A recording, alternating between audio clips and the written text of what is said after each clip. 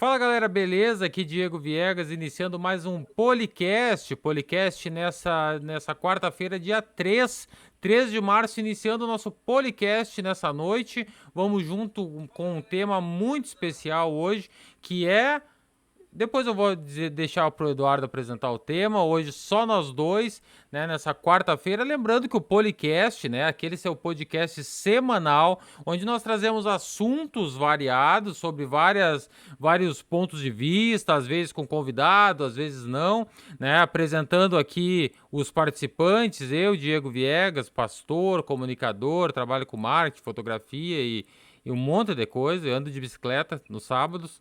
E o Eduardo Bischoff, né? O Eduardo Bischoff, clínico, vereador político, né? E quase oncologista. Nós trazemos uma visão bem parecida sobre muitos assuntos, mas que tem ângulos, né? Ângulos de visão diferente, ângulos de posicionamento até muitas vezes diferentes. E esse é o Policast, né? Tratando sobre muitos assuntos, os assuntos mais importantes do nosso dia a dia. Nós abordamos aqui e hoje não vai ser diferente. Boa noite, Eduardo Bischoff. Boa noite, Diego. Boa noite a turma que já está conosco online aqui. Um abraço para a Sônia, que já chamou o Diego de radialista. E é verdade, o Diego teve uma carreira de radialista na nossa rádio comunitária do Barra do Ribeiro. Como o Diego bem falou, né, o projeto é bem claro, a gente já está aí no 15º, 15, programa número 15 do podcast. O projeto é falar sobre assuntos diversos, obviamente política, pelas atuações minhas e também do Diego, obviamente assunto do momento, pandemia, que tem sido o assunto do momento semana após semana, né? E também já falamos várias vezes sobre questões de saúde, seja com médicos, com educadores físicos. Semana passada falamos sobre o desafio de reiniciarem as aulas, junto com a diretora da Escola São José, Gabriela, iniciar as aulas no meio da pandemia, todo aquele desafio, enfim. Hoje a gente combinou, cada 2, 3 programas, a gente fazer um programa só nós dois, né, Diogo, para falar sobre política. Né? A gente, de fato, agora tem o início do ano legislativo, né, na nossa cidade. Ontem tivemos a primeira sessão ordinária da Câmara de Vereadores, do mandato novo, com os 9 vereadores, 2 reeleitos, 7 novos. Aproveitando para mandar um abraço e tornar pública o nosso apoio à vereadora Celiana, que está passando por um momento muito delicado na sua família, obviamente com relação à pandemia, Covid. Então, toda a força do mundo para nossa amiga, para sua família, continue contando conosco. E, enfim, a gente se programou, né, para fazer um bate-papo descontraído, e como o Diego bem falou, a gente tem visões parecidas em muitas coisas e diferentes em outras. Isso é contrastado pelas as nossas atuações de vida, né? O Diego é pastor, é fotógrafo, é formado em marketing, agora ele já foi radialista e agora está dizendo que anda de bicicleta, né? Então, eu vou dizer que eu estou correndo também. Faz 3 semanas que eu estou correndo, os últimos 2 dias eu não corri, eu sou um corredor. Tá bom. Brincadeiras à parte, né? Pelo menos dessa vez o Diego não disse que eu sou oncologista, não sou. Agora, 1/3 da formação de oncologia já foi, Falta agora eu sou quanto? R2. Só mais 2 anos, né? Falta Bah, pouco. 2 anos ainda pra eu dizer que tu é quase oncologista. 2 anos aí para finalizar a oncologia. Já passei, claro, 2 anos de medicina interna, 1 ano de especialização em saúde da família pela nossa UFSPA e 6 anos da faculdade. Estou formado há 6 anos praticamente aí trabalhando. E também tem a atuação política, né? Tanto no mandato, na sessão legislativa anterior, em que eu fui vereador, presidente da Câmara, e hoje sou presidente do partido, do MDB da Barra do Ribeiro. Então, hoje a gente vai falar sobre o cenário político da nossa Barra do Ribeiro. Né? Teve a sessão da Câmara ontem, eu sei que o Diego pôde tá assistindo inteira a sessão, né? Eu infelizmente não consegui ver toda, vi trechos após, me chamou a atenção uma série de coisas, mas a gente teve uma pauta bastante importante naquele momento, né, Diego? Eu inicio pela questão do projeto de lei, oriundo do Executivo, de um crédito especial no valor de R$ 54.349, que tratou sobre informatização da estratégia de saúde da família. Eu tive a grata satisfação de concretizar, ainda que parcialmente, um sonho que eu sempre tive na minha vida de atuar enquanto médico no Sistema Único de Saúde da minha cidade. Né? Lá em 2015, quando eu me formei, eu não tive essa oportunidade. Depois veio o mandato, que a gente acaba, por força da lei, é proibido de trabalhar no executivo quando a gente tem atuação no legislativo. E agora que eu não sou vereador, estava de férias até pouco tempo, tive a grata satisfação de substituir o Dr. Frederico no SF Três Vendas. O Dr. Frederico já está de volta, está tudo bem. E naquele momento eu presenciei a mudança do Sistema Único de Saúde também na estratégia de saúde da família da nossa cidade. Já estamos com um local totalmente informatizado, prontuário digitalizado, inclusive podendo fazer prescrição pelo computador, pelo sistema do ESUS. Para vocês terem uma noção da importância disso, e essa verba que vem agora é justamente para qualificar o sistema de informática das estratégias de saúde da família, você tem uma noção da importância disso. O prontuário de qualquer paciente que for atendido lá pode ser acessado em qualquer estratégia de saúde da família, emergência, em qualquer lugar do Brasil. Sem contar as questões óbvias, né, de letras de médico, prontuário, papel, né, agora é tudo digitalizado. Então, isso é um avanço imenso, que com essa verba vai concretizar esse trabalho que já vem sendo feito há alguns anos, né, pelo prefeito Jair e pela secretária Leonice. Isso é essencial. Então, foi aprovado pela totalidade dos votos dos vereadores presentes e também um projeto de lei que visava a contratação emergencial de um motorista, né, para a saúde, no caso. Como é público notório, a gente sabe do falecimento do Vladimir, uma, uma lástima, e agora precisava fazer esse projeto de lei para contratação emergencial para suprir esta vaga, especificamente. Especialmente, né, Eduardo? É difícil até achar palavras, porque realmente tu ter que substituir alguém por falecimento é triste, né? Na verdade é uma coisa que ninguém esperava, mas especialmente pela atuação dele na saúde, né? Que ele atuava na Secretaria da Saúde, então é algo que realmente fica a lacuna, além do pessoal, profissional dele, mas do posto mesmo, né? Porque é um momento que nós não podemos dar. Não, infelizmente é um momento que a saúde não pode ter menos um, né? Todos que faltarem na saúde hoje são muito importantes. Em todas as áreas, né? A gente sabe que da crise momentânea que estamos vivendo na saúde e um dos fatores importantes para essa crise é o fator pessoal, né? De ter profissionais, de ter pessoas atuando, né? Casualmente, eu falei para ti antes da gente iniciar, né? Vira e mexe, a gente entra na questão da pandemia, né? A Casualmente gente hoje vai eu fui, falar mais, eu acho, né? casualmente hoje eu fui convocado, convocação do Ministério da Saúde e do Hospital São Lucas da PUC para, em alguns momentos da minha residência de oncologia, eu sair da oncologia e cobrir a UTI do Hospital São Lucas da É, PUC.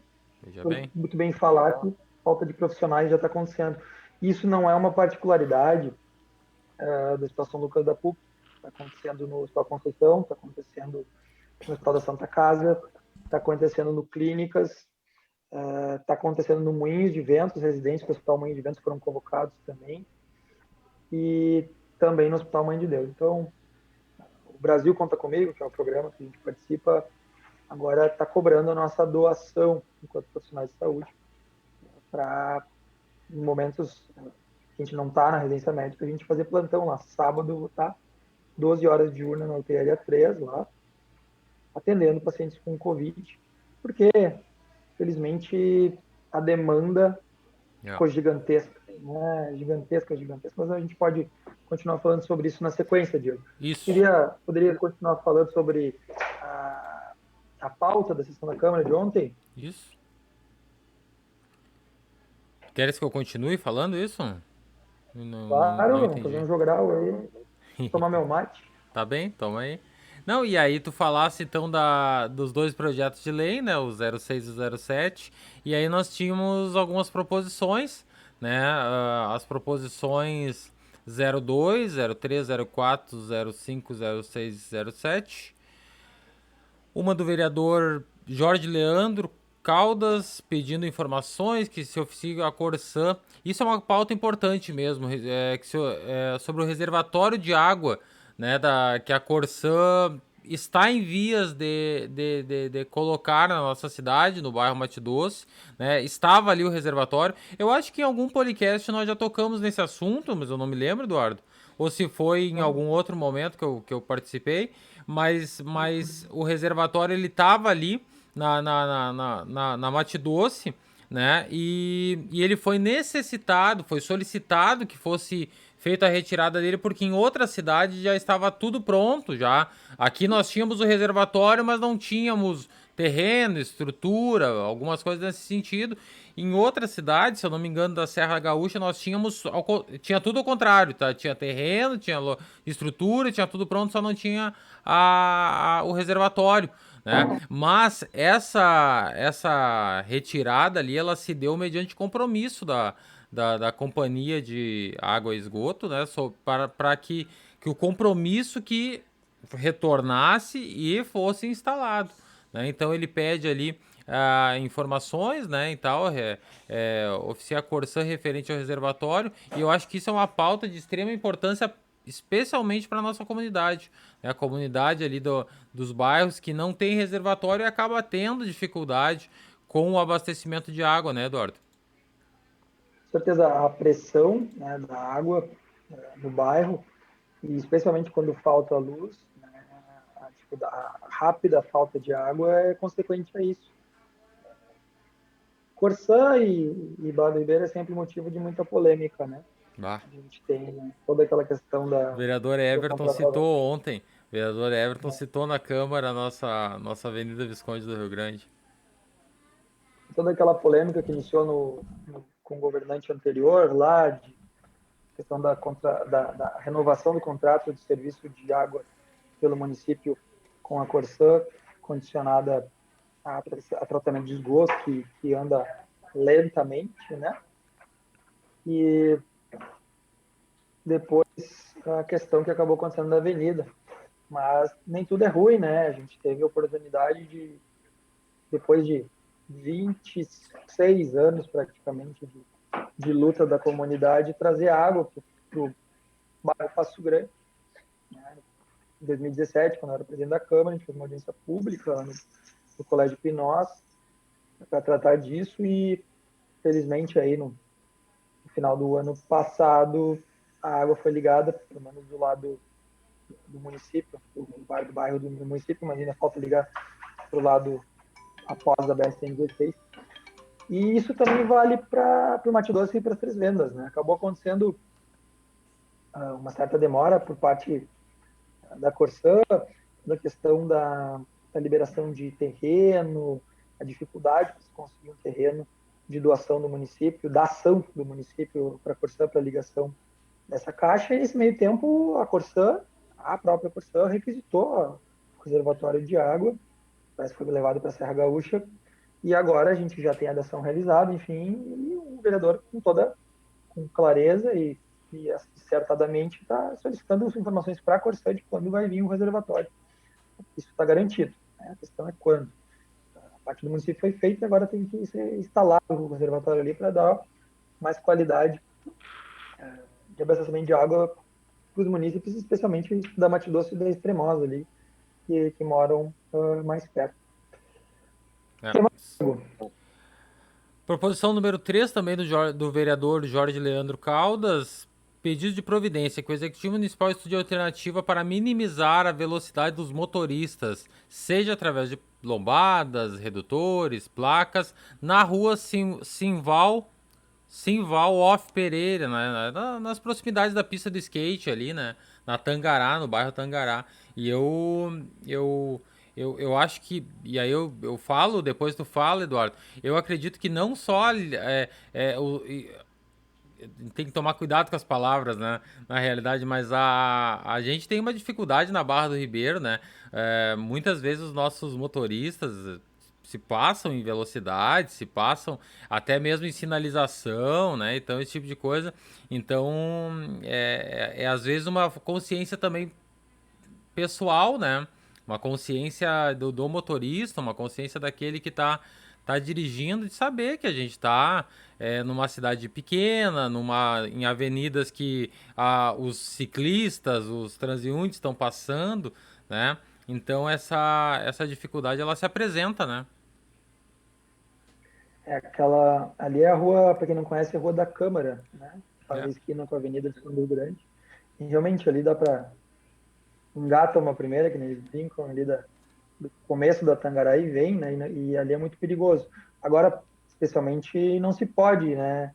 Por força de decreto, estar na praça, mas no momento que é liberada a praça ali, é um risco para as crianças, né? Porque bastante gente usa aquela praça, que homenageou o Ícaro Salgado, que é uma criança que queria muito uma pista de skate na cidade, levou até o prefeito da época, o prefeito Dr. Luciano, e depois do seu falecimento trágico, repentino, diga-se de passagem, bastante jovem, né?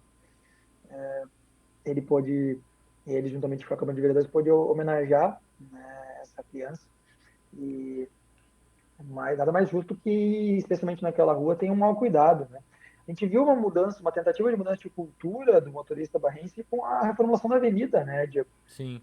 A gente tem redutores ali, boa parte da parte realizada, com a faixa de segurança em cima do redutor, com uma rótula que já deu alguns problemas ali no final, mas isso é uma cultura que a gente tem que mudar. Eu vejo uma tentativa do executivo da Brigada Militar, de parte da sociedade, de tentar mudar essa cultura de não seguir as leis de trânsito. Né? Até o outro governo não se podia multar porque não tinha nem o conselho municipal para poder pegar as, os recursos das multas. Hoje a gente sabe que já estão sendo multados motoristas. Esse dia um conhecido estava reclamando, estava contramão lá. Olha, é a vida, meu amigo. Tal pessoa fez, faz a tua parte, né? Tu quer, eu tenho um segredo para tu nunca ser multado. Não, nunca vai ser multado. É só fazer as coisas certinho. É só andar dentro dos limites, do que é permitido, né? Documento em dia e tu não vai ser multado. Normalmente é assim. Mas é isso, Seguimos? Diego. Seguimos, Isso aí é uma Eduardo? questão que a gente tem que levar para toda. É uma questão cultural e Eu de acho que é uma questão educação cultural. importante. Eu tenho um pensamento, e ver como a publicidade ela mexe com a cabeça da gente, né? Eu vou puxar um pouquinho pro meu lado também. Uma vez eu vi uma propaganda que era um motorista parando na faixa de pedestre para parar para uma pessoa parar. Ninguém parava, todos os carros passavam, né? Aquela pessoa tentando parar, e aí um parou. E no que um parou, os outros começaram a parar também, né? Tiveram obrigatoriamente que parar, porque o trânsito não andou, né? E aí ele dizia assim, e a propaganda concluía dizia assim que às vezes basta uma atitude de um, né, para que se cada um fizer a sua atitude, tiver a sua. E eu, desde então, eu tenho tomado um cuidado nas ruas da nossa cidade para que eu, quando vejo alguém na faixa de pedestre, quando tem a oportunidade de dar uma passagem, de alguma forma ser solidário no trânsito, eu tenho feito a minha parte porque eu entendo que é isso. Cada um tem que fazer. Se eu fizer, o motorista do lado fizer, o outro motorista fizer, nós vamos ter um trânsito muito melhor para todo mundo. E eu acho que na nossa cidade muito passa pela consciência coletiva também, né? E eu acho que isso é uma pauta importante que a gente pode pensar, né? E o executivo, como tu falou, tem trabalhado, tem colocado redutores, tem feito lombadas, mas é bem. É difícil mexer na cultura, né, Eduardo? A cultura de anos, né? Eu, particularmente, defendo, e tenho correligionários que defendem também, a municipalização do trânsito da Barra, né? Na minha opinião, a Brigada Militar, que já é reduzida, tem que trabalhar para coibir roubo, né?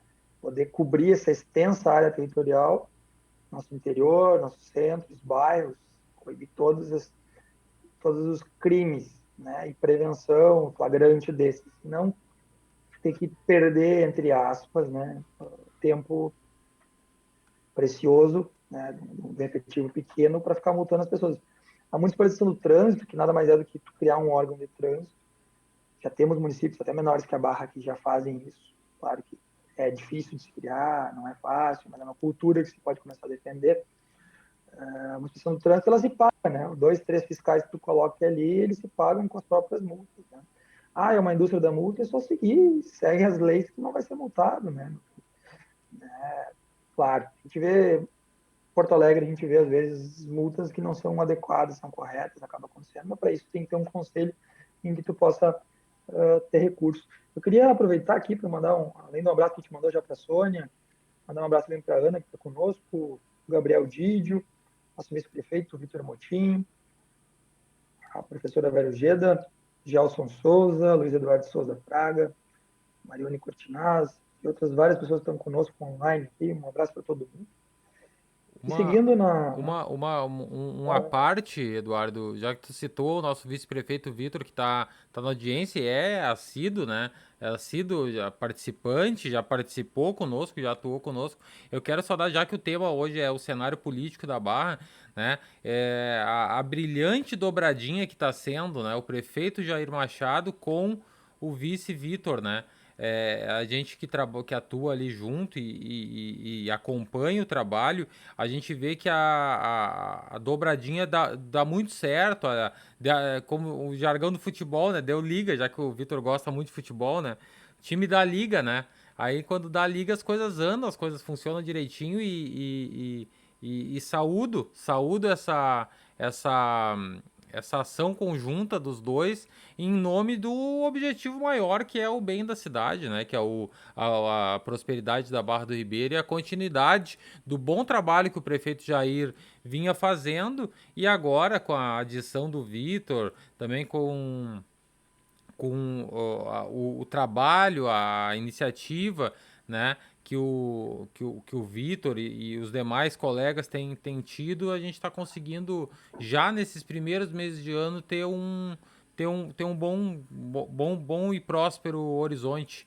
Se não fosse a pandemia, se não fosse as dificuldades sanitárias que estamos tendo, eu tenho certeza que a Barra já estaria caminhando, né, num rumo melhor. A pandemia ela acabou atrasando uma série de coisas, né? Um exemplo, o concurso que era para ser teoricamente nesse próximo final de semana, de Era novo, para ser no passado, na realidade, né? O no objetivo. passado, acabou não acontecendo e outras coisas acabam trancando, né? A questão do CAPS-AD está mais trancado pelo Ministério justamente pela questão da pandemia e outras coisas que acabam não funcionando porque trabalhar em home office é diferente, é É. diferente. E a alocação dos recursos e a vontade dos gestores está toda voltada para o combate à pandemia, com algumas exceções que vocês sabem bem. Né? O Vitor é um grande parceiro desde vários outros anos, mas especialmente depois do processo eleitoral e no governo, né? Uma pessoa leal, trabalhadora, querido, e é um dos poucos que nos assistem assíduos gremistas roxos que nunca reclamou do horário que a gente está fazendo, que casualmente hoje Mas faltam 4 hoje minutos. não tem jogo, né? Vira e mexe, a gente marca no dia do Tem, jogo. tem Campeonato Gaúcho, Grêmio e Brasil de Pelotas daqui a 4 minutos. Bah, eu não sei tu, eu vou falar. Na real, eu vou falar. Faz uns 5 anos que eu não olho mais Campeonato Gaúcho. Não participo mais, não acompanho. Desculpa se eu não sou gremista o suficiente. É, Vamos seguir o na show, pauta, Eduardo? claro, qualquer segue. Então, nós estávamos comentando rasamente, né, sem se aprofundar muito, na sessão da Câmara de Vereadores que teve ontem, né, e para quem entrou agora, né, isso é jargão de rádio, viu, Eduardo? A gente fala, foge do assunto, quando a gente volta, a gente tem que dar uma puxadinha no assunto principal para o pessoal que entrou agora entender. né? Então nós estamos falando das proposições, já citamos os dois projetos de lei, já citamos algumas proposições. Agora, seguindo aqui, o vereador Jorge Leandro Caldas, ele dispõe. Isso aqui eu achei interessante demais, assim, eu acho que dispõe sobre políticas públicas de juventude a criação do Conjuve, né, do Conselho Municipal de Juventude. Os conselhos, né, Eduardo, eles são, e eu gostei muito da fala da vereadora Kátia ontem.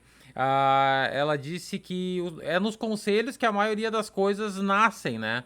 É nos conselhos que as ideias surgem, é nos conselhos que as necessidades se apresentam, né? E ali nos conselhos é que as políticas públicas, elas têm um start, né? E nesses conselhos, e hoje nós temos na Barra Conselho Municipal da Saúde, Conselho Municipal da Cultura, né? Outros conselhos também que são bem atuantes, né? E eu acho que eu penso que trabalhar o tema da juventude é algo importante e não vai deixar de ser apreciado, né? Até porque é uma faixa etária que ao longo dos anos se apresenta com muita necessidade, especialmente em época de pandemia também, né? As escolas muitas vezes estão não podendo atuar com os alunos presencialmente, então existe uma lacuna de certa forma, né, Eduardo? Com certeza, Diego. Mas seguimos, né? Seguimos firmes, fortes aí, né? Tu falaste de trânsito e eu não posso deixar passar em branco também o falecimento de um grande amigo e uma pessoa que eu pude conviver desde a infância, especialmente pelos meus amigos e primos, Thales e Thomas Manão. O falecimento do Xande, um acidente de trânsito, Verdade. uma lástima, uma perda irreparável para a família, para os amigos. Estou bastante chateado com isso que aconteceu e queria externar aqui publicamente minha condolência para a família dele, também para todos que estavam e participavam da vida dele, né? Especialmente os irmãos e os filhos, os 4 filhos que ele criou. Enfim, a gente vive num momento, né, Diego, que está quase virando uma. Eu já faço oncologia, né? Estou acostumado com tragédia, entre aspas, né, Diego? Mas os últimos dias têm sido muito pesados com relação ao aumento das tragédias, né? Verdade. Seja as que têm acontecido, né? Vários falecimentos no nosso município por Covid ou outras causas, né? O falecimento de um paciente nosso com câncer também, e o falecimento por acidente, a dificuldade que a gente tem para poder tratar os nossos pacientes justamente pelo avanço do Covid-19, e que a gente já tem visto nas emergências, nas UTIs, algumas escolhas de Sofia que alguns profissionais têm que fazer de quem vai ser priorizado para o leito que está vago, né? Isso é bastante difícil para nós, profissionais da saúde, e é importante que a sociedade saiba, né? Acredito que notícias chocantes, como a gente tem visto na imprensa, nesse momento especialmente, são importantes, né?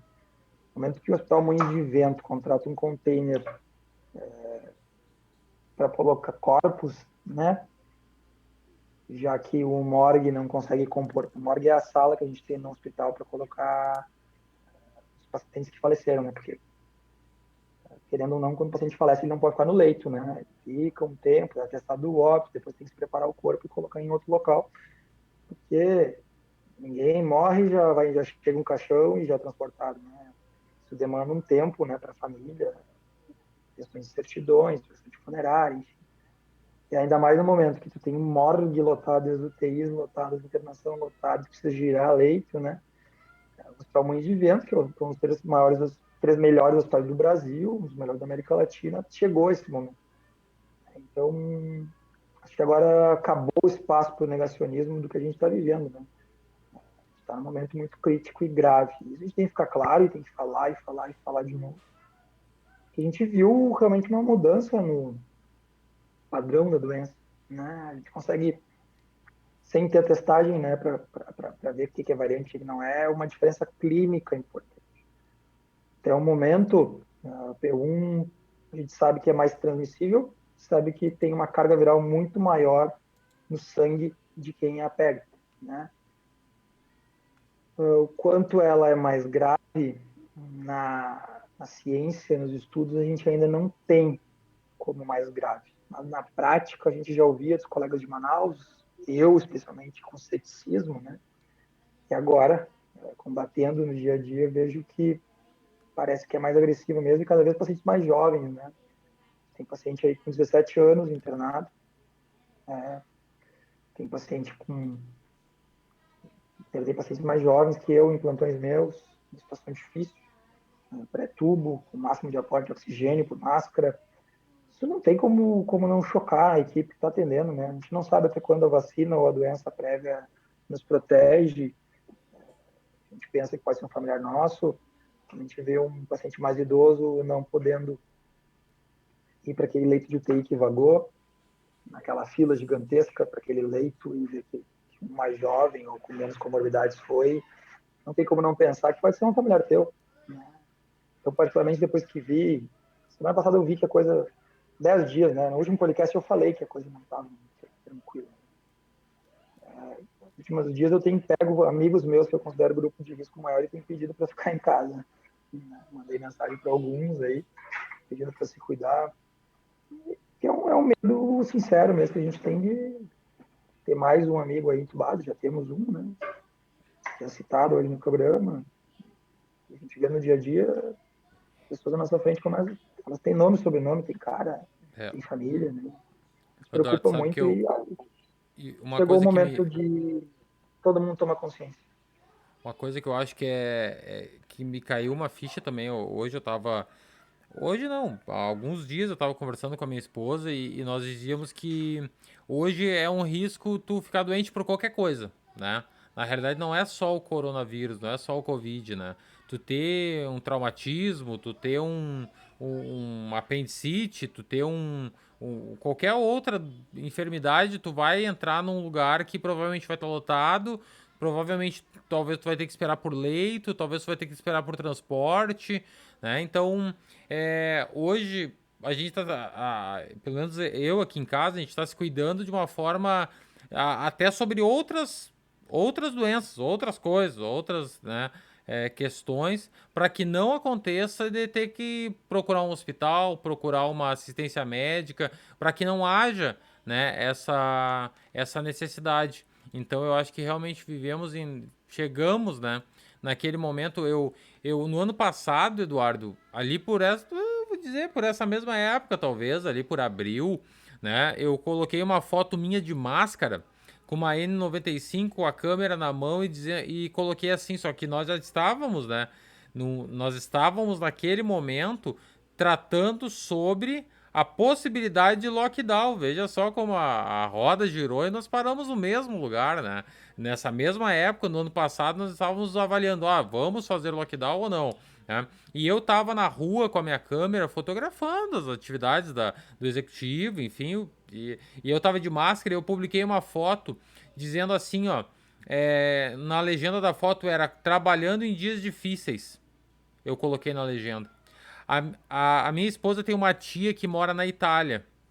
E na Itália, naquela época, estava vivendo o que nós estamos vivendo hoje. Ela botou no comentário assim: tu não sabe o que é dias difíceis. E eu te confesso que eu fiquei meio bravo. Eu falei, poxa vida, vem no meu comentário dizer que eu não sei o que é, né?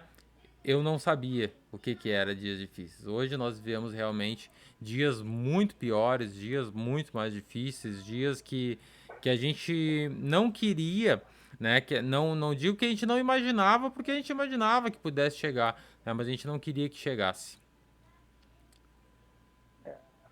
Não, ninguém tinha. Voltando para paralelo com Manaus, né?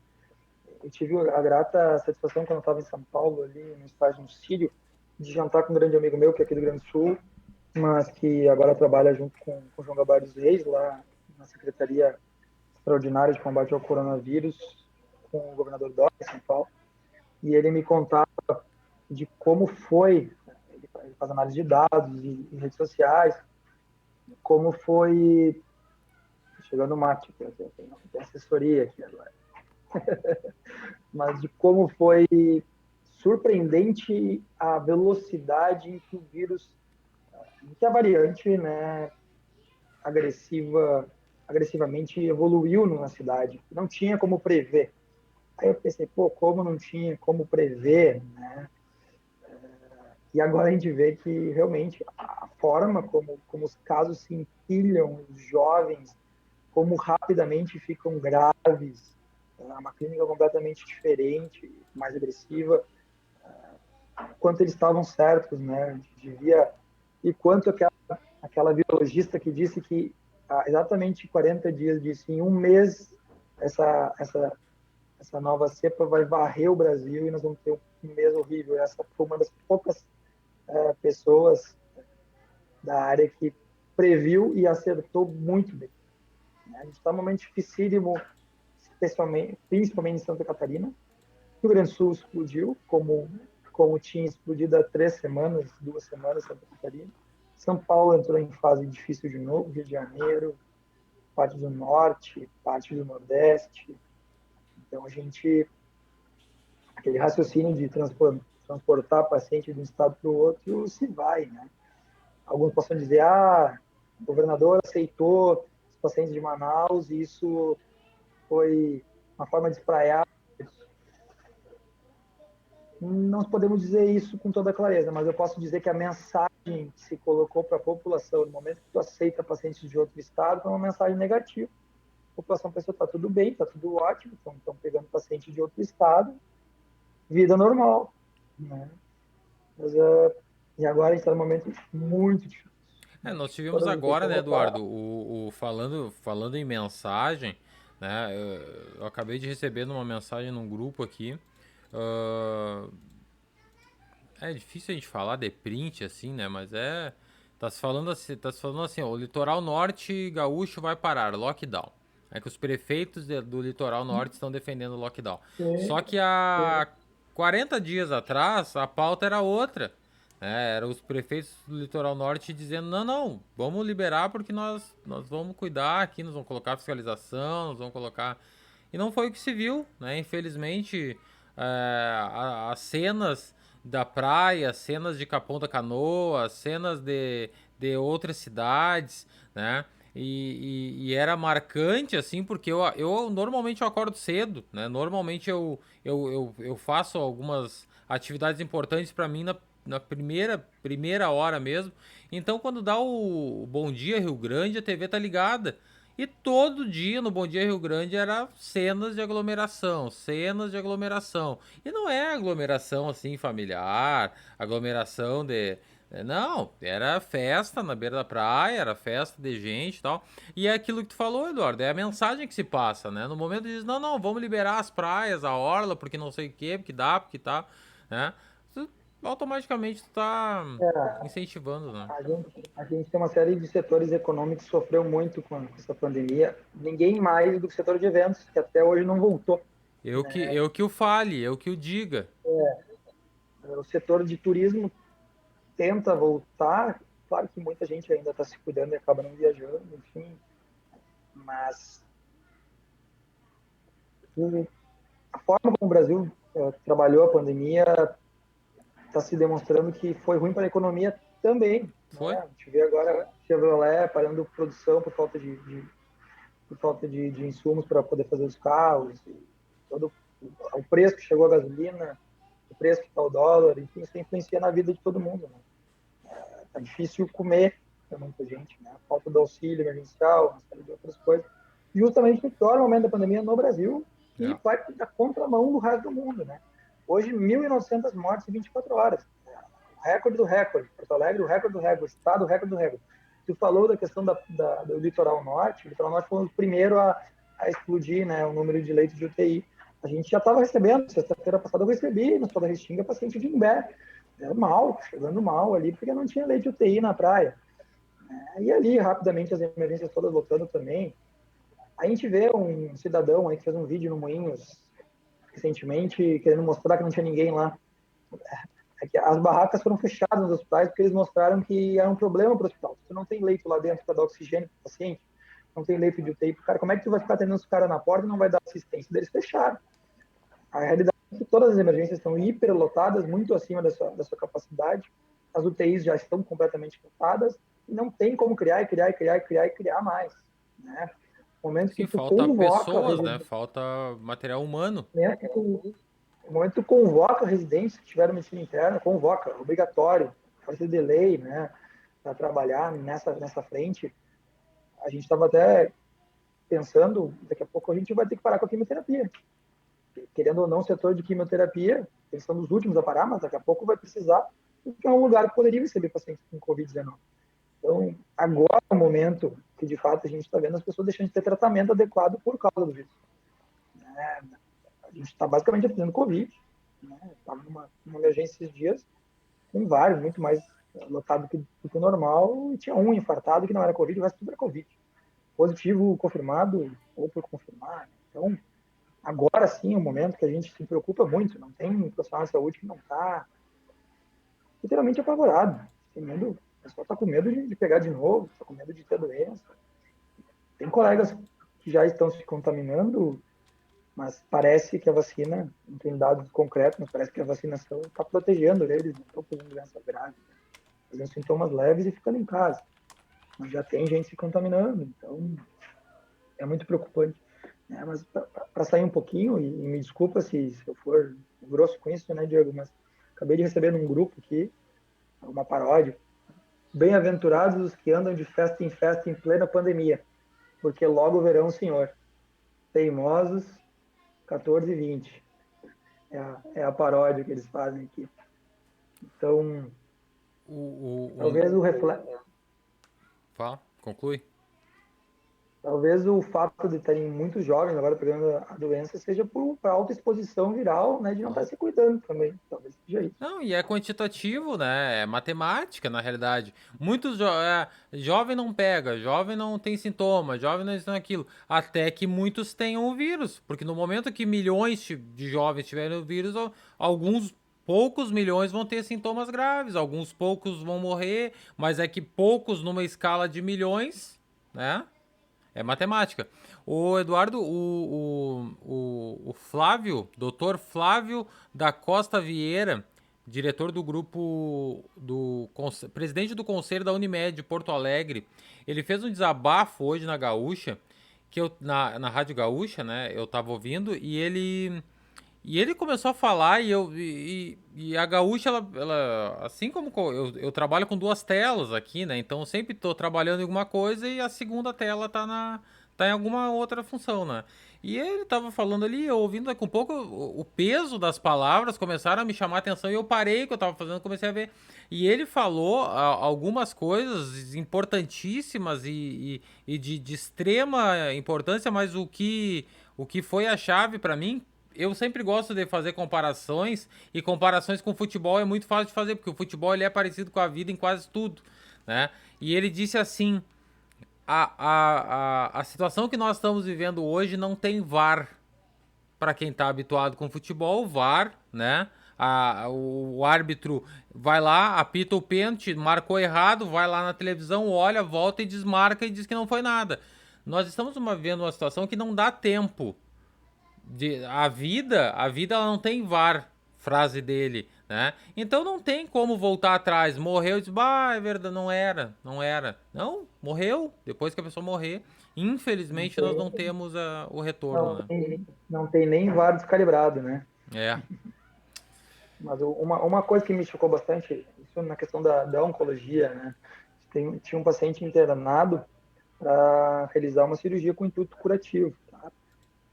Como pouco Rosane, sabem, ontem tem nós câncer de falamos aqui cólon, sobre isso. né, do intestino com metástase no fígado, né, cara? Quando é metástase, dependendo do tamanho, a gente pode operar o fígado com fins curativos, né? O paciente pode ser curado dessa parte. O paciente que já tinha tido um câncer no intestino, já tinha operado, ele estava internado para operar o fígado, teria fígado suficiente para continuar vivendo normalmente curado. Só que ele ficou vários e vários dias marcando a cirurgia e não podendo realizar, porque não tinha um leito de UTI para o pós-operatório, que é uma cirurgia grande. Chegou um momento que se botou na balança, né, o risco e o benefício de estar lá esperando, e principalmente o risco de fazer e não ter um leito de UTI para uma cirurgia de grande porte. Aí se optou, em reunião multidisciplinar, por não realizar a cirurgia.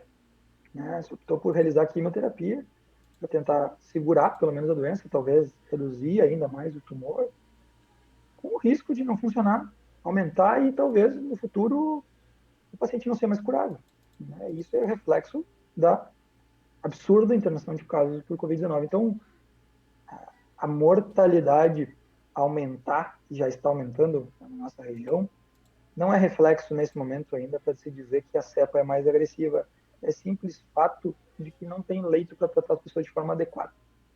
Né? A gente precisa de profissional adequado para tocar uma UTI ou um técnico de enfermagem com formação, que tenha experiência nisso, para um paciente, um técnico para um paciente, um fisioterapeuta para cada 5, para poder fazer as coisas ali, um médico intensivista e enfermeiro e outros profissionais. E quando a gente precisa pronar o paciente, que é uma situação bem comum no Covid-19, que é justamente deixar o paciente respirando com a barriga para baixo, que acaba ajudando na ventilação nesses casos, é uma atividade que muitas vezes precisa de 8 profissionais para fazer. E demanda tempo e muito arriscada, porque tem muita coisa ligada no paciente.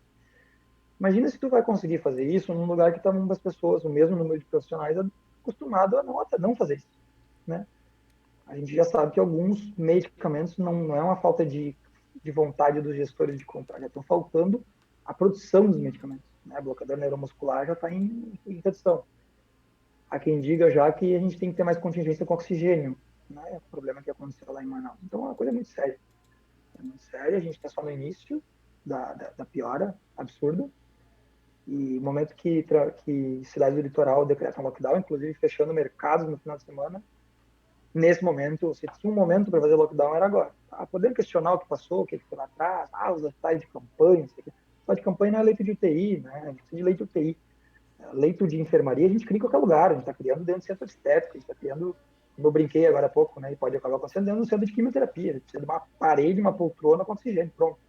O problema é quem está com alto aporte de oxigênio e está entrando em falência respiratória, precisa de um tubo, um ventilador mecânico, drogas contínuas na veia e equipe que saiba fazer isso. E são poucas os profissionais médicos e técnicos de enfermagem, fisioterapeutas, que sabem fazer isso bem, que têm experiência. Já eram poucos antes desse boom. Agora imagina com o boom, a gente vai começar a fazer o possível com o que a gente tem. Né? É uma guerra, literalmente um cenário de guerra. Todos os hospitais são um cenário de guerra. Mas eu acredito que, especialmente a Secretaria de Saúde de Porto Alegre e a Secretaria Estadual de Saúde, coordenadorias de saúde, os hospitais, tanto filantrópicos quanto o Sistema Único de Saúde 100% e privados, estão conseguindo muita dificuldade de se adaptar para esse momento. Só que já estourou do que é tolerável. Né? E se piorar ainda mais. É Né? uma situação muito difícil. É uma Já, situação os que a hospitais já gente. estão colocando segurança na catraca para não deixar entrar pacientes sem contato prévio, porque não adianta tu largar um paciente em falência respiratória e não ter ventilador para colocar o paciente. Sabe que aqui no boletim de Covid aqui da nossa cidade, da Barra do Ribeiro, se criou um campo novo ontem, ou antes de ontem, deixa eu até ver se eu me lembro aqui, como é que é a nomenclatura certinho. Até ontem nós tínhamos confirmados, curados, suspeitos, hospitalizados, isolamento domiciliar e óbitos no boletim. Ontem nós tivemos que criar assim, ó, paciente positivo, aguardando leito para internação, tá aqui no pronto atendimento da Barra, tá aguardando leito, e paciente suspeito, mas que precisa, né, precisa da internação aguardando leito no pronto atendimento da Barra. Então, os prontos atendimentos das cidades estão sofrendo, né? Hoje eu vi no jornal também, num desses telejornais, a, algumas cidades que a UPA, a UBS, o posto de saúde estão literalmente com pacientes internados, entre aspas, né? Esperando ali um atendimento.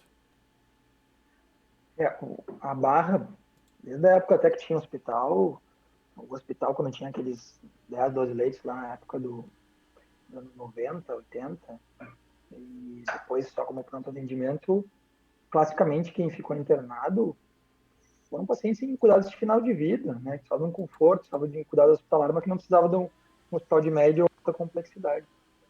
Eu até fiquei feliz quando vi que tem alguns pacientes, até inclusive eu acompanhei, que estão nessa situação lá no atendimento, inclusive com plano de saúde, né, que não conseguem leito com convênio, não conseguem, literalmente. Acompanhei com felicidade o post do prefeito em que ele coloca, tivemos 2 altas e tal. Só que eu nunca podia imaginar que a gente ia ter 7 pacientes internados no nosso pronto atendimento, né? Inclusive É. uns aí que estão há 5, 6, 7 dias lá. Não é um hospital, né? Tem oxigênio, tem, foi muito bem planejado, tem leito, tem poltrona, tem assistência, tem antibiótico, tem médico, inclusive só para isso durante o dia. Mas é inimaginável, né, tu fazer isso, né? E se Inimaginável. saudar, né? Se tem alguma coisa a se saudar nisso, o trabalho, né, da Secretaria da Saúde em prol do atendimento de Covid, né, que vem sendo ao longo do ano passado e desse ano, de alguma forma exemplar, assim, no que se diz respeito a fazer o que se pode com o que se tem à disposição, né? Então, realmente é a secretária de saúde, as demais. E também cito não só a Secretaria de Saúde, porque tem um corpo do Executivo Municipal que atua no Covid e que não atua necessariamente na Secretaria de Saúde, né? O pessoal da orientação, o pessoal o secretário Gelson, o secretário Carlos Rutkowski, o próprio secretário Cuca na obra, que auxilia a secretária Andréia lá na assistência, né? São vários secretários, o secretário Alexandre, que atua ali na administração, né? Então são secretários que se envolvem direta e indiretamente, né? Com a atuação secretária Carla lá na educação, que está se desdobrando também, né? Então é um corpo que se une em prol de um trabalho, né, Eduardo? E esse trabalho, graças a Deus, ele tem sido com êxito dentro da necessidade, dentro da possibilidade. Queríamos nós não ter que estar fazendo isso, né? Mas infelizmente nessa situação estamos. Aí a gente, enquanto profissional de saúde, também enquanto político, em alguns momentos a gente é acionado para tentar ajudar as pessoas, né? Chamou muita atenção, eu até brinquei com alguns amigos deputados meus, no momento que eles foi uma matéria, o Zé de Oliveira, praticamente uma reclamação dos deputados dizendo, não estou conseguindo ajudar as pessoas que me procuram por leitos, como se leito sistema único de saúde devesse passar pela mão de deputado para se conseguir, né? Na realidade, eles reclamando que eles não conseguem ajudar as pessoas, mas que não tem, está esgotado completamente. Né? Infelizmente, não é um momento para tu ter qualquer outro tipo de doença, né? Covid também não, mas se tu tiver um infarto agora, tu não vai ter assistência adequada. Se tu precisar de uma cirurgia, muito menos, né? Uma cirurgia de grande porte, muito menos ainda, né? As equipes estão todas voltadas para atendimento ao coronavírus, né? E todos os hospitais, inclusive o Mãe de Deus, o Mãe de Deus, estão tendo dificuldade pessoal. Então não adianta dizer, em recursos infinitos de leitos de UTI, material, tu não vai ter gente para fazer, com qualidade. E sem qualidade também. Né? Não tem gente, não tem. Importa gente, tem Médicos Sem Fronteiras. Isso não existe em lugar nenhum. Cara. E se a população não entender isso nesse momento, enfim, esqueçam, né? Esqueçam e preparem-se para o caos, de fato. Né? Que já é, para nós, o cenário é de caos. Tá tudo totalmente diferente. As emergências, os UTIs estão completamente diferentes. Não estamos nada perto do ideal. Mas faz o possível sempre. Eu vi que a gente tinha na pauta também na sessão a questão do comitê do Covid-19 na cidade, que foi levantado por alguns vereadores, e a gente tem a presença aqui conosco também do vereador Leandrinho, mandar um abraço para ele, que está conosco online, até ele citando que sugeriu que eu participasse do comitê. Eu participei no início do comitê, enquanto vereador, representante da casa, durante vários meses, depois se passou para o presidente, que hoje segue como representante, pelo que eu sei, o mesmo presidente, o João Francisco Cal, João Francisco Feijó. Isso é uma pauta importante. Eu acho que quanto mais a gente puder ajudar e tiver representatividade, né, é importante. Mas cada um fizer a sua parte, seja no comitê, seja fora do comitê, com a sua base, com seus amigos, com sua família, reverberar caos que está, todas as emergências e internações e UTIs e a dificuldade para poder ajudar os outros doentes agora, de fato, por causa da pandemia, já vai ser meio caminho, né?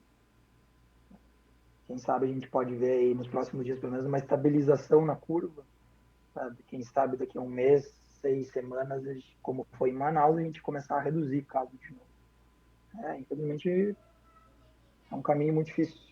O, tu citasse o vereador Jorge. Nós citamos ao longo do programa, né?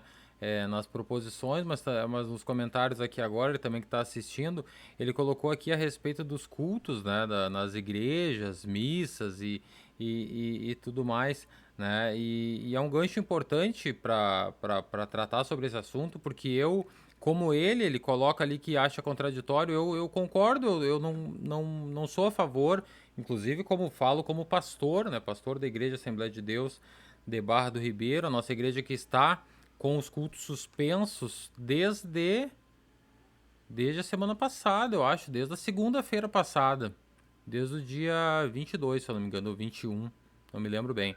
Mas já estamos, quando a gente viu que realmente a situação estava, de certa forma, periclitante, a gente entendeu. O pastor Paulo Terra sempre foi muito prudente com relação ao Covid-19, sempre atuou muito no sentido de prevenção, no sentido de organização. Quando estávamos tendo culto, sempre os cuidados e os meios de higienização e prevenção sempre era a pauta primordial na nossa atuação, mas, né, ele entendeu e nós, em conjunto, como um acordo, concordamos que os cultos seriam suspensos e ainda estão, né?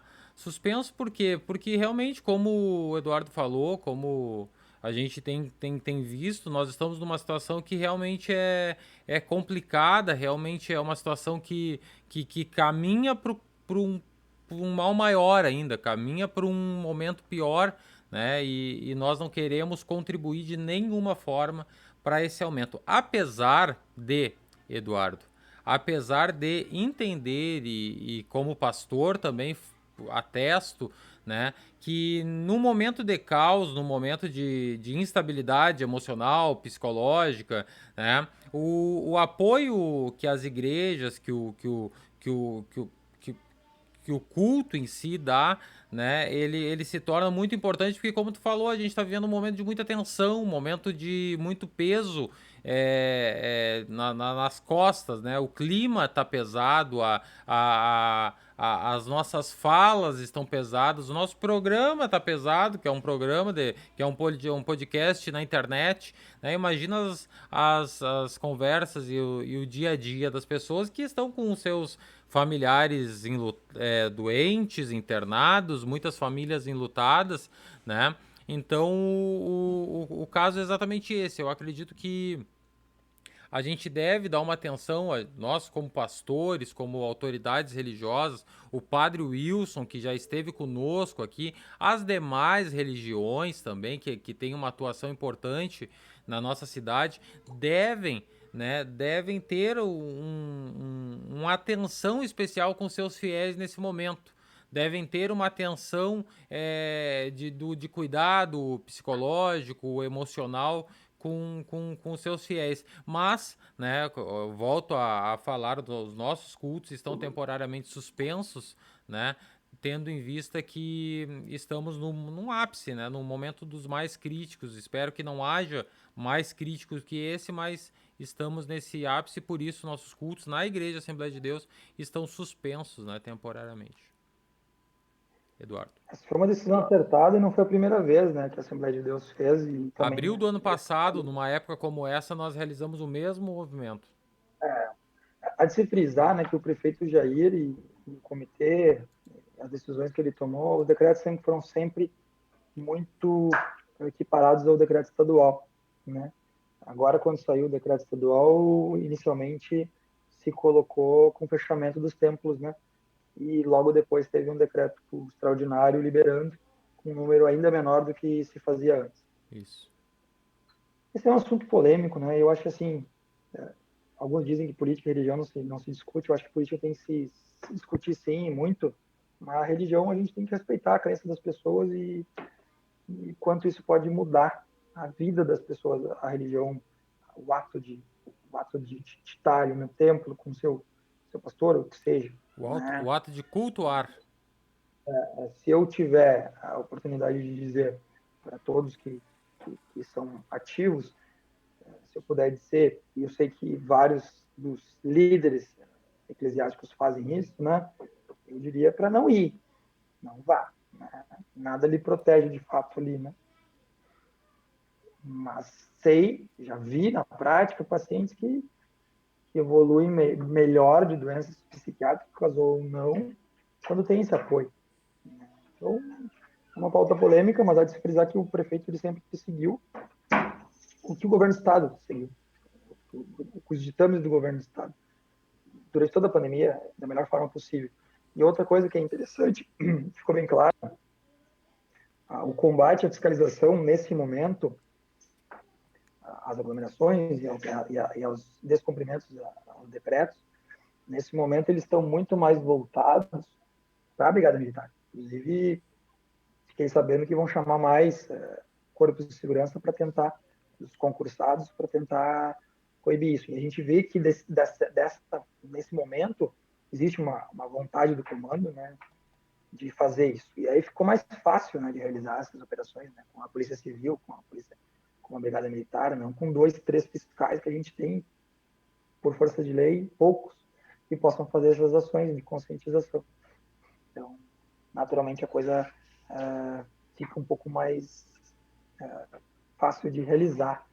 Mas é claro que a gente entende plenamente o sofrimento de uma série de famílias que vivem e têm o ganha-pão do seu trabalho, né? É um ano nessa situação das bandeiras, enfim, abre, fecha, fecha, abre. Só que a gente, se em algum momento a gente tinha que fazer lockdown, é agora. Né? Vamos dizer que não tem nenhuma evidência que isso funciona.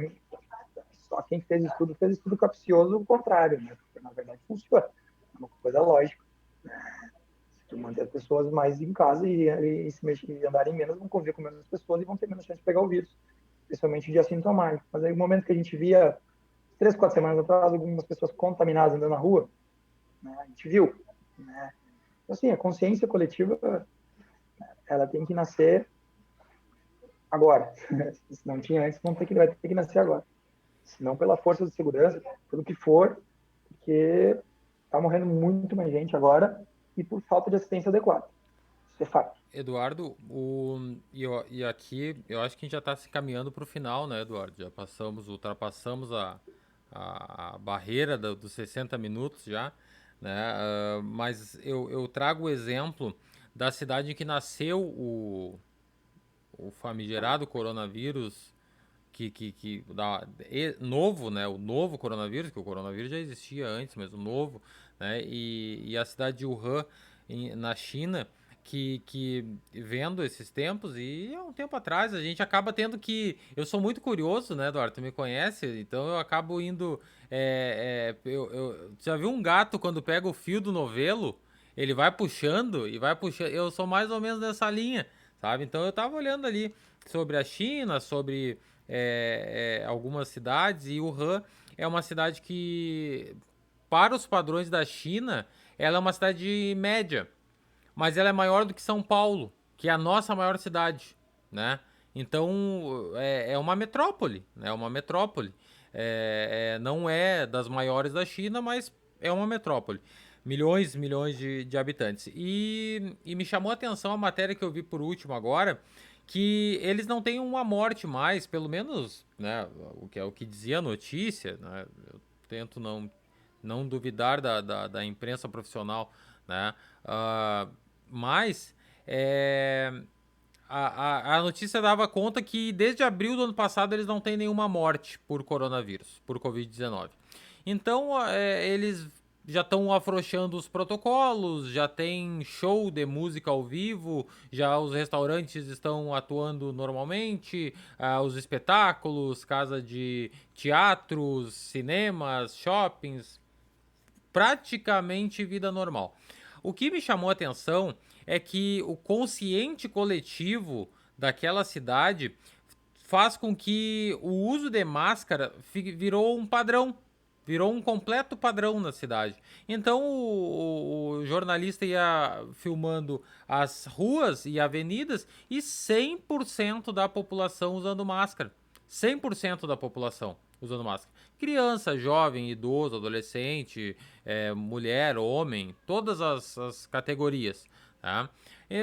E eu acho que é essa virada que não tá dando, essa virada que no Brasil falta e essa virada que muitas vezes a gente deixa de ter, né? A parte do cidadão, a parte da comunidade, a parte do consciente coletivo, né? Se nós caminhássemos pelas ruas das nossas metrópoles e víssemos todo mundo de máscara, pelo menos uma certeza a gente ia ter. Todo mundo tá no mesmo ideal. Todo mundo tá no mesmo espírito. Todo mundo vai pegar o vírus? Não. Todo mundo vai deixar de pegar? Talvez não. Né? Mas mostra que todo mundo está imbuído. Hoje, a taxa de. Como é que é quando a pessoa fica em casa? Reclusão, pode ser, reclusão social, né? A taxa de reclusão de Porto Alegre hoje, segundo a imprensa, estava em 30%, quando no ápice da reclusão chegou a 70% lá em abril do ano passado, né, por aí. Então, se no ápice da crise nós estamos tendo um mínimo de reclusão, né? Eu entendo que a culpa ela deixa um pouco, claro, não vou tirar, né, a culpa do governo federal, a parcela de culpa do governo estadual, né, a parcela de culpa sei lá, de todo mundo, mas eu acredito que é pessoal. É eu que tenho que me cuidar, eu tenho que cuidar da minha família, eu tenho que pensar nos meus, eu tenho que pensar na minha mãe que é idosa, eu tenho que pensar nos meus sogros que são idosos, né? E no momento que a gente não tiver, enquanto nós não tivermos esse pensamento e todos nós tivermos esse pensamento, eu acredito que a gente vai continuar tendo dificuldades. Desculpa se me alonguei. Não, falou muito bem. Concordo plenamente, Diego. Quando a gente politiza uma situação como essa, né, seja pro lado que for, só tem a perder, né? Só tem a perder. Quando os nossos líderes pregam coisas que a gente sabe que estão fazendo mal para a população, a gente só tem a perder. Mas a sociedade que é responsável, né? Por tudo. Né? Os políticos que estão com mandato eletivo, na esfera que seja, estão lá por voto popular, né? Então não deixam de ser reflexo da sociedade. Congresso Nacional, Senado Federal, presidente, governadores, prefeito, vereadores, deputado estadual, governador, enfim. Então, agora é a hora de cada um se cuidar e cuidar dos seus. Né? E tu falasse bem de Wuhan, né, onde começou tudo, ao que tudo indica, né? Mas eu gostaria de lembrar de Nova York, né? Mais de 80% da população vacinada e a Broadway, né? Nova York é a capital do mundo, praticamente, né? Acho que só quem não pode ir para lá agora provavelmente sejam os brasileiros, né? Os outros já podem ir para lá porque estão com Ah, a eu nem pandemia queria mesmo, relativamente na real. controlada. Na real, nem queria mesmo. A Broadway está abrindo, que é um lugar mais famoso do mundo para shows, né? E o Brasil está aí capengando há um ano não conseguindo fazer um evento. Né? Quando pensa que a coisa vai voltar, pô. Isso é reflexo das nossas lideranças, da forma como foi conduzida a pandemia, mas principalmente da sociedade que não está entendendo a mensagem do que tem que ser feito. Se todo mundo saísse somente, se possível, usasse máscara sempre, limpasse a mão, evitasse aglomerações, com certeza a gente não estaria numa situação como essa agora. Né?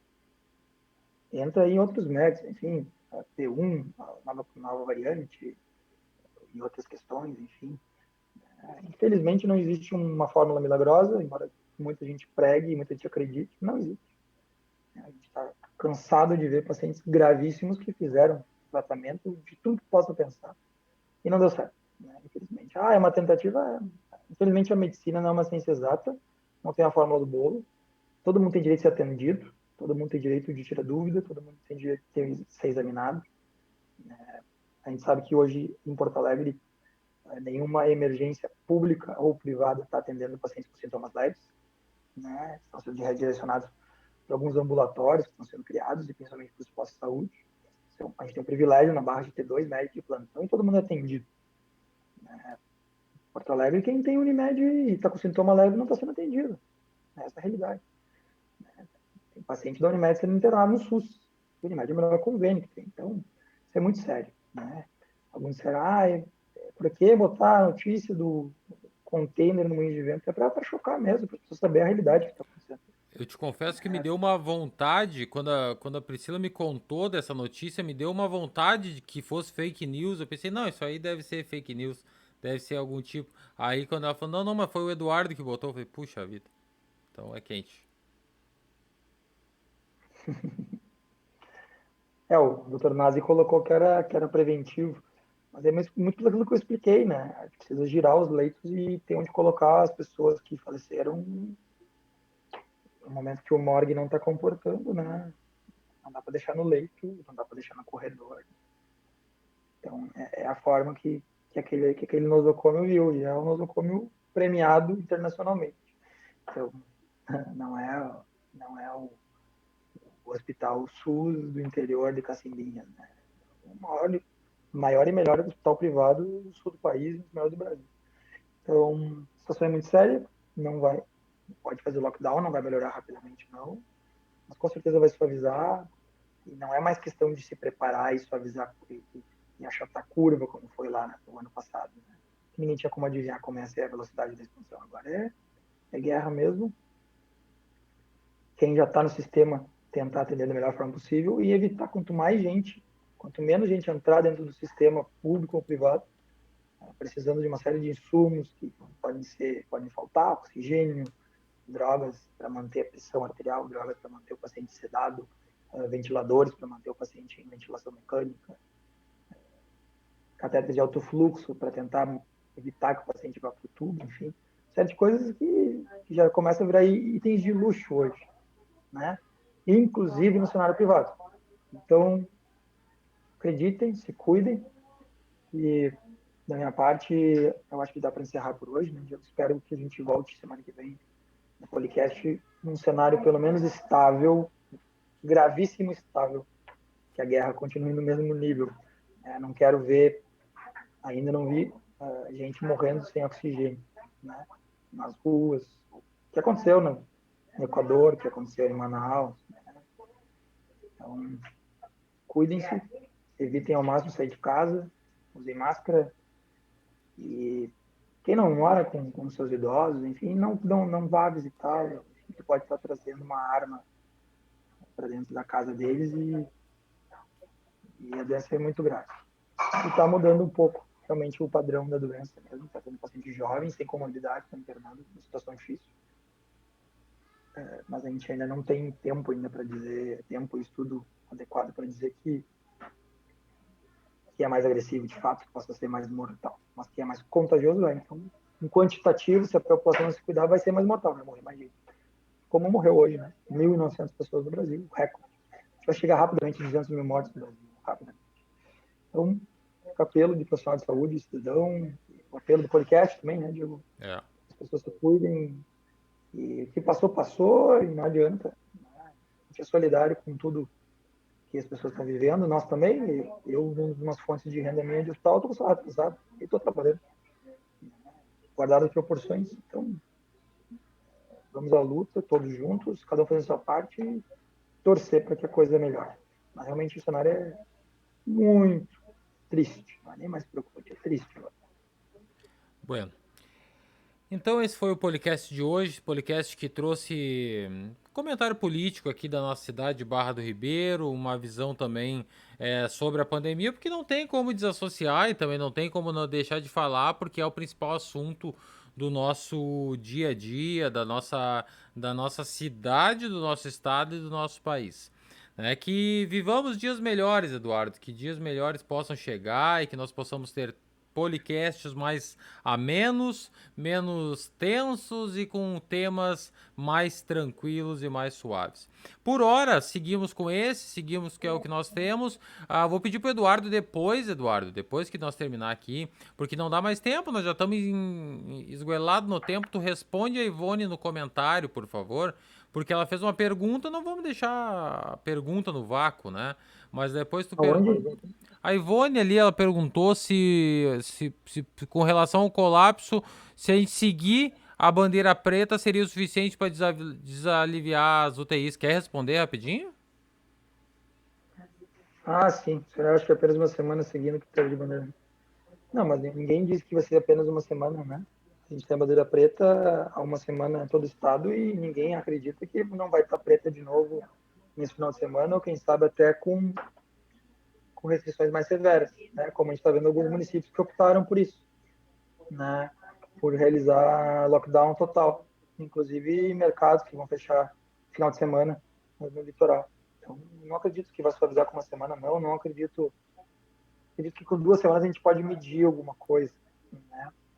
Estava até ansioso para ver os números de hoje, ainda não vi os números de hoje, esperando, uma esperança pequena, mas esperando que a curva não ficasse mais assim, começasse a ficar assim, né? Na prática a gente vê que cada plantão está faltando material, aí bota material técnico, mas o pessoal não tem mais. Então a gente está trabalhando, já trabalhava muito, está trabalhando 4, 5 vezes mais. O reflexo está aí. Né? Não tem como tu dar uma assistência 100% adequada para as pessoas se tu não está com a equipe adequada também. Então, acho essencial que a vacinação caminhe a passos largos, seja com a vacina que for. Né? A gente teve aprovação no Congresso Nacional de compra de vacina por parte dos setores privados e também dos municípios e estados. Existe um burburinho de que o governo federal vai vetar, isso é um absurdo.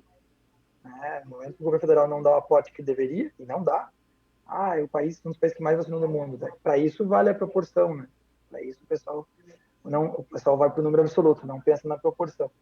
Aí, na parte da mortalidade, eles dizem que tem uma mortalidade proporcional menor que a Europa, mas a Europa é um continente muito mais idoso. Se tu ajustar para a idade, morreu muito menos gente lá. Então, a gente não tem nada para comemorar na pandemia aqui no Brasil.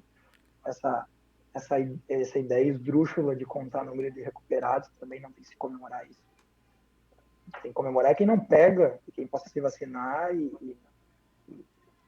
tem que comemorar a redução do número de mortes diárias. E a gente não tem isso há um mês, né? Tá só piorando.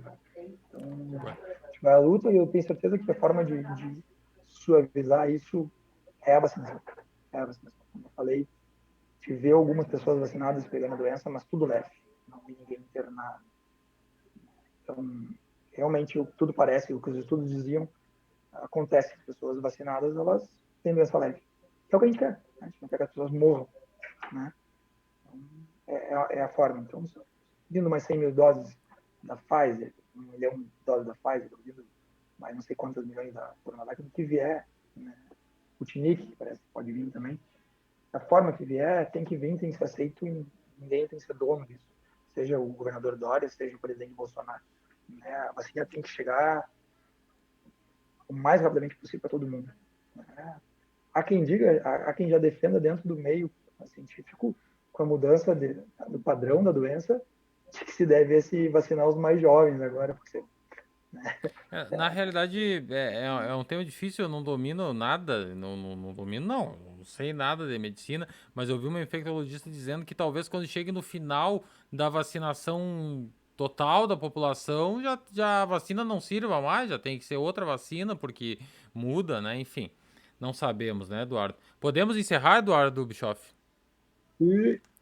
Muito obrigado a todos que assistiram, muito obrigado a todos que comentaram, que participaram de alguma forma do nosso podcast. Saudar o Eduardo Guimarães, nosso amigo, né, doutor Eduardo, advogado também, né, e amigo nosso, tá assistindo e comentando ali nos comentários do ao vivo.